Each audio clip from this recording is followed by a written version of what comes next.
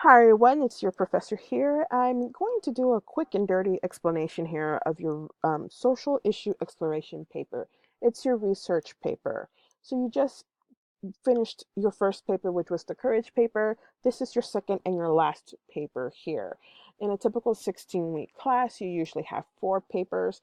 Because this is a special semester, you only have 2 papers to do, but a lot of journals to do. Um, Either way. So this is your last paper. So I wanted to talk about it and give you kind of a deal here. There's going to be 2 files here: the social issues exploration paper assignment sheet and the organizational tool. I'm going to show you this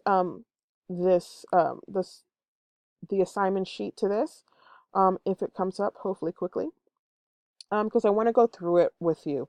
Um, I'm going to go through the big parts. Definitely read the entire thing. It's 6 pages. It's the longest assignment sheet that I have, but that's because it's got a lot of stuff in it. So essentially what you're going to have, you are going to have a 4 to 5 page research paper. Not That does not include the works cited page, by the way.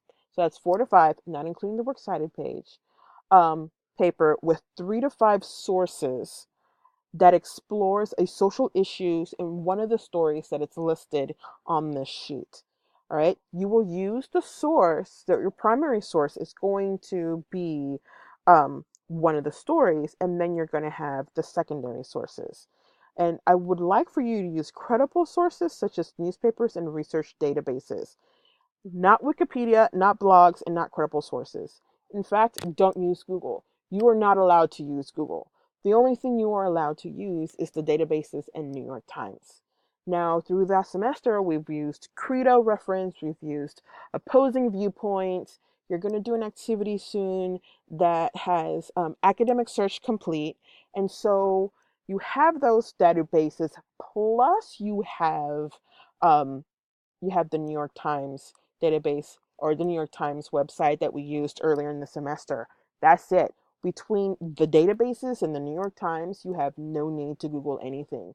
So I should not see at all, in any instance, any source that came from Google. All your sources have to come from the database and have to come from the New York Times. Okay? So um, you have 3 to 5 primary sources that are going to come from the databases and the New York Times, 4 to 5 pages. So this is a formal research paper. You will not use the word I. Using the word I is not what you do for formal papers. So it will be in third person. It will follow the MLA structure: 12-point font, Times New Roman, double spaced, 1-inch margins. Um, do not include a title page because a title page is not what I'm looking for. You will also have in-text citations and a works cited page. And we'll do a couple of activities with in-text citations. And I'll put up some stuff for MLA, how to do some MLA stuff, but um, you're definitely going to have to visit the writing lab. Okay. So I've given you a deadline for this of the week of December 4th, and this is why I gave you a week and not a specific day. I have all 5 of my classes turning in final papers around that same time. And what I haven't done yet is looked at the flow of papers and how I want the flow of papers to come at me. This is 125 papers coming at me at the same time. I am barreling through grading as many things as I possibly can before Thanksgiving, so that way, A, I can eat turkey, and B, I can prepare for the research papers that are coming at me all at the same time. So that's why you don't have a specific date yet, but in the coming weeks, probably right after Thanksgiving or right before Thanksgiving, you will have a specific date. Okay? So, I want to go ahead and show you there are 4 stories at play. These are stories we are about to read. Okay? So don't think, "Oh, I'm going to do something on Harrison Bergeron." Harrison Bergeron is not in play. So I've taken that off the table. We've done things ad nauseum with Mr. Bergeron. We can let him go now. So it's Popular Mechanics, Hills Like White Elephants, Girl, and The House Made of Sugar. The House Made of Sugar is what we're going to read this week. So this is probably something that you're going to want to look at probably soon. I know that you're going to want to look for these stories and you're going to want to start. If you're going to do that, that's fine, but note that you're probably going to get the social issue wrong. As we saw with I Am Very Real, there's more than one social issue, and you may confuse the topic of the piece with the social issue, right? So let's go here.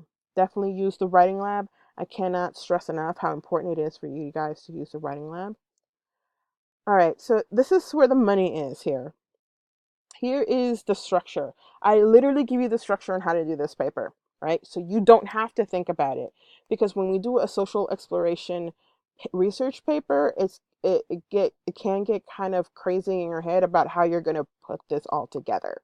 So what you're going to do is definitely you're going to do you're going to write a really great thesis, and this right here is a great example of a thesis. I used Little Red Riding Hood as the example. So Little Red Riding Hood by the Brothers Grimm is a story that uses the social issue of childhood trauma to argue that children should never trust strangers. The author does this by using allegory, images, and figurative language in the story. If you wanted to copy this thesis and input your information, do it. That is the best way to do it. I'm even giving you the thesis, right? I'm trying to make it as easy as possible. Let's break this off a little bit. So definitely you're going to have stories, so they're going to be in quotation marks. So you're going to put your quotation marks, your story with quotation marks here. You're going to put the correct spelling of the author here. And remember, when we write about them the first time, we do their full name. And then when we write about them throughout the piece, it's just their last name. Okay? Then you're going to tell me what the social issue is, in this case, childhood trauma. You're going to give me the argument. Now, I want you to note this argument. This argument is only 5 words. Children should never trust strangers. 5 words. You guys are giving me sentences, yes, but huge sentences. These are short, direct sentences. Subject, verb, right? And so when you're giving me the argument needs to be short. It cannot be more than 5 words. All right? And then you're going to tell me how they did it by talking about 3 literary terms. We've talked about literary terms all semester. We've talked about allegory, we've talked about metaphor, personification, we've talked about symbolism, we've talked about all kinds of things, right? And so here you get to use these wonderful literary terms, right? So this is a really good thesis. So you're going to use this thesis, and I'll take out this extra page here, in this wonderful structure. So you're going to have your intro and background in your thesis, like always, and then you're going to have literary term 1. It's allegory in this case, right? And then you're going to write what the author's argument is. Children should, and I'm trying to remember here, children should never trust strangers, right? So you'll say that the Brothers Grimm is using allegory to argue that children should never trust strangers. And they're supporting detail 1. It could be a quote or a paraphrase from the story. You're going to add detail here, and you're going to do it 3 times. Now, I'm going to say this. If 1 and 2 are pretty meaty, like pretty juicy, like you've got a lot of stuff, you don't have to do 3. If 1 and 2 are kind of not as meaty, like it's still good because, you're doing good stuff, but it's not as long or as big, then you'll do number 3. Now, when you get to B, you're going to put your argument based on the research. It could be a rebuttal, or you can agree with the argument that the author is making. So it's the only time you get to put your opinion in something. Now, you will not use I, because again, this is not an informal paper. It's a formal paper. So you will use the phrase something like, the reader believes that childhood trauma is a huge issue because 50% of children grow up experiencing trauma, right? So you have some research there, and you have a rebuttal or an agreement with the argument, and you'll put that there. Please do not base your opinion on your life experiences. Base it on your research. Your life experiences are a moot point here. All right. So that's what we have here. Very quickly, I want to go here to this other file that I have here for you, and I want to explain it because I don't want you to get crazy about it. All right, because you're going to see a word and you're going to go nuts. All right, so in a 16-week class, I use this as the midterm for 1302. We don't have a midterm. Well, we're 12 weeks, right? I didn't give you a midterm. We just kept going. So I give this to you as a way to help you with your stuff. So I'm going to grab the version where I can manipulate it. And so what this does is it helps you formulate your thesis and helps you get the information that you need to do part of your paper. So step one, you're going to pick a name of the piece, and you can do more than one piece. You can do The House Made of Sugar. You can do Girl. You can do Hills Like White Elephants here, right? You can do 3. I usually have people pick 3. And then you can list as many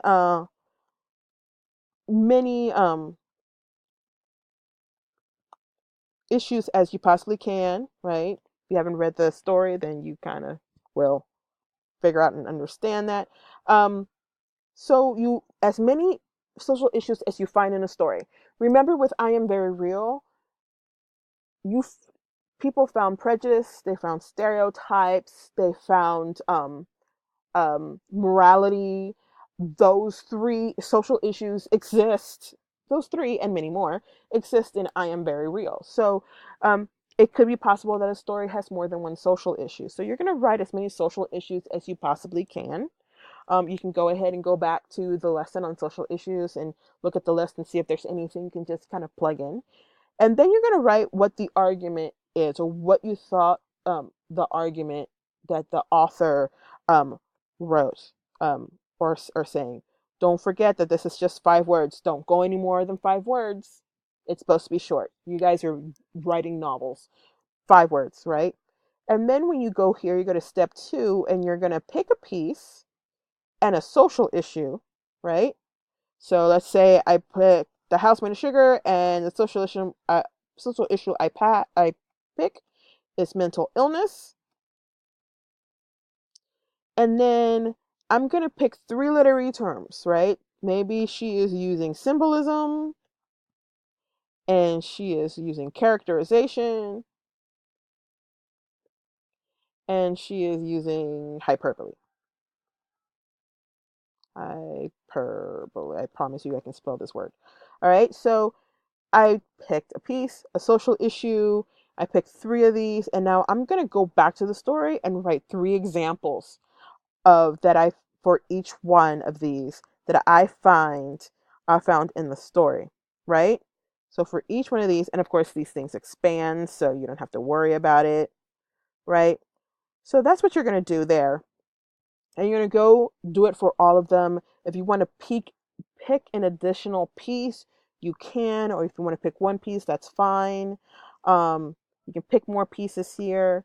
And then when you're done, you're going to write your thesis. You're going to finally pick one piece that you like. You're going to look at what you have. You're going to be like, oh, okay, I have a lot on The House Made of Sugar, but I don't have that much on Girl. I'm going to pick House Made of Sugar, right? And then you're going to literally write your thesis. This should be familiar. This is exactly literally what we talked about earlier. And you're going to write your thesis below. Now, this is why I like this. By the time you are done with this, not only do you have your thesis, you have half of your paper written. So you literally have your examples that we were finding here in the structure. These examples, these literary terms, and these examples are already there, right? 1, 2, 3. This is why I said 1, 2, 3. Half your paper is written. Not even half your paper. Like 80% of your paper will be written. So that's why this is there. This is not for a grade. Don't turn it in. This is not for a midterm thing. This is just a tool that can help you. Okay, that's what I got. I hope you got what you needed to do your wonderful paper. I'm excited to read it. And let me know if you have any questions.